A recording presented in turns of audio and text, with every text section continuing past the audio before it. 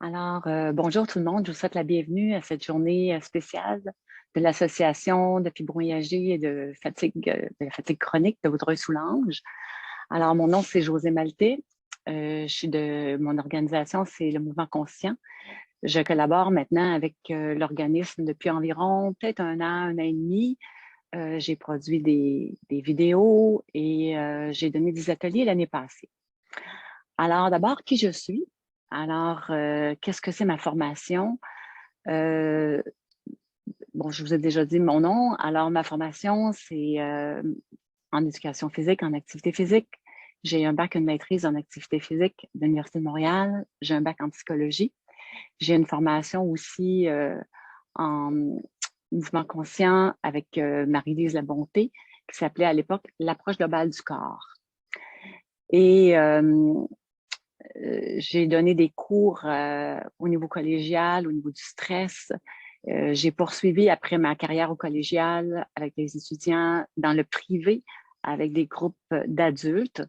Et je collabore avec différents organismes, par exemple au niveau de l'arthrite, de l'arthrose, et maintenant avec la fatigue chronique et la fibromyalgie. Donc, j'ai un grand intérêt pour le corps et comment ça fonctionne et qu'est-ce qu'on peut faire justement quand on vit avec des douleurs. Est-ce qu'il y a moyen de faire quelque chose? Mouvement conscient, ça fait partie de l'éducation somatique. Éducation somatique, donc le corps. On s'intéresse tout particulièrement à la relation corps-esprit.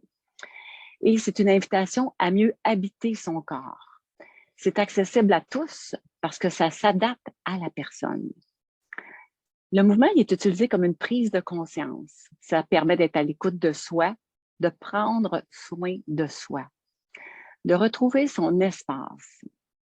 Alors, comment est-ce qu'on fait? On fait des mouvements doux, lents, avec la respiration, qui nous permettent de déloger les tensions. En utilisant souvent des objets, des balles, ça peut être des balles de tennis, ça peut être des balles mousse que j'utilise beaucoup avec vous. J'utilise également des éponges avec votre groupe, beaucoup, parce que ça nous permet de travailler des zones, par exemple, par exemple, comme le fascia en douceur. Alors, cet automassage-là, ça nous permet de donner de l'espace dans notre corps, de retrouver notre longueur et de retrouver une harmonie dans le mouvement. La respiration reste toujours très présente, sans la forcer. Il y a un aspect méditatif dans ce type de mouvement. C'est un petit peu comme si vous faisiez, des fois ça me fait penser au tai chi ou une danse tout en douceur. Le travail se fait toujours à votre rythme. Vous n'êtes jamais obligé non plus de faire un mouvement. On peut visualiser le mouvement si on n'est pas capable de faire le mouvement. Et j'adapte beaucoup les mouvements en fonction du groupe qui est devant moi.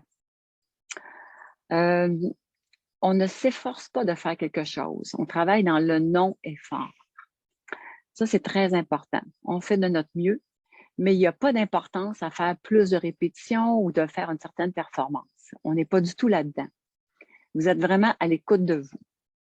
Le respect de comment vous êtes dans le présent aujourd'hui, et ce n'est pas toujours pareil d'une journée à l'autre. Alors, c'est un bon complément, ce type de mouvement, si vous avez fait de la physio, d'ostéopathie. Alors, vous allez peut-être voir des petites connexions entre tout ça. Le matériel, vous l'avez la plupart par votre association ou sinon, c'est du matériel simple, des petites balles.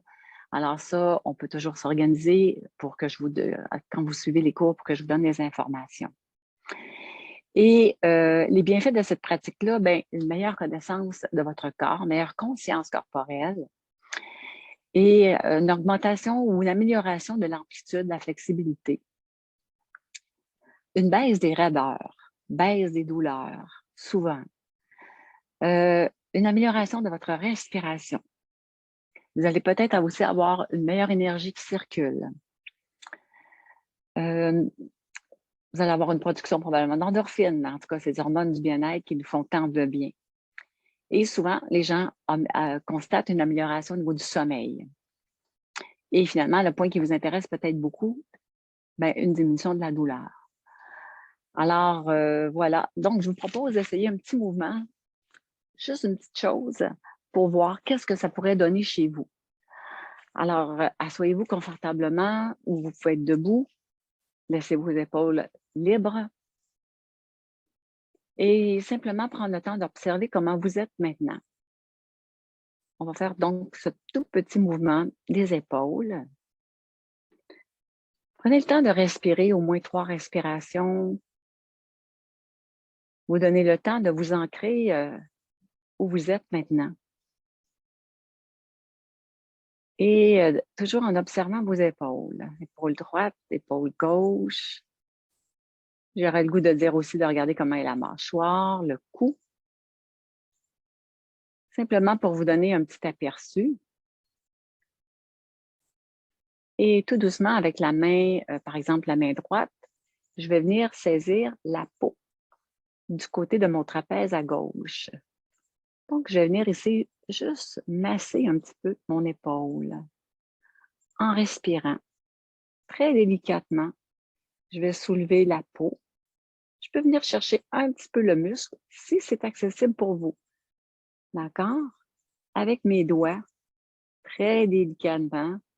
Ça se peut que vous sentiez qu'il y a des endroits que c'est plus difficile à attraper, que la peau est plus difficile à prendre.